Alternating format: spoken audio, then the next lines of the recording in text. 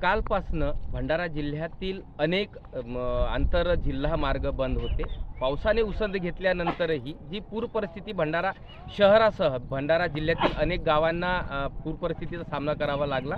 आता आपण बघू शकतो आपण भंडारा मध्य प्रदेशकडे जाणारा हा वरठीचा आंतरराज्यीय मार्ग आहे। या मार्गावर इथे वरठीच्या दरम्यान इथे भंडारा शहरालगत असलेल्या वसाहतींमध्ये मोठ्या प्रमाणामध्ये इथं पाणी शिरल्याचं परिस्थिती इथे बघायला मिळते। हा आंतरराज्यीय मार्ग बंद झालेला आहे काल मध्यरात्रीपासून। रस्त्यावर एक साधारणतः 1.5 ते 2 फूटपर्यंत पाणी आलेलं आहे।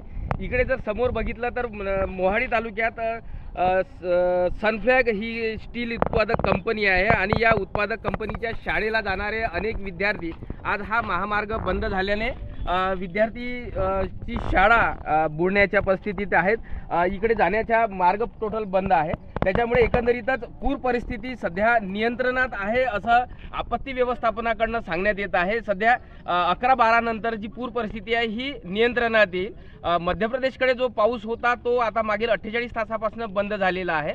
मात्र तिकडचा पुजारी टोला असो, संजय सरोवर असो, धापेवाडा असो, या धरणामधून जे कालपासून जे पाणी सोडण्यात आलं त्याची परिस्थिती म्हणजे मागील 48 तासामध्ये जी सोडण्यात आली त्या परिस्थितीमुळे आता ही परिस्थिती भंडारा शहराला उद्भवलेली आहे। मात्र एकीकडे भंडारा शहरामध्ये पूर परिस्थिती निर्माण होऊ नये यासाठी वैनगंगा नदीवर जो पंप हाऊस निर्माण केले तिथून पंप हाऊसमधून पाणी वैनगंगा नदीमध्ये सोडण्यात येत आहे। त्याच्यामुळे यावर्षी जी पूर परिस्थितीचा जो धोका होता ती सध्या तरी नियंत्रणात आहे अशी बाजू जिल्हा आपत्ती व्यवस्थापनाने इथे सांगितलेली आहे। एकंदरीतच सध्या अनेक मार्ग बंद आहेत मात्र जिल्हा प्रशासन यावर नियंत्रण ठेवून आहे। अनेकांना रेस्क्यू केलं आहे।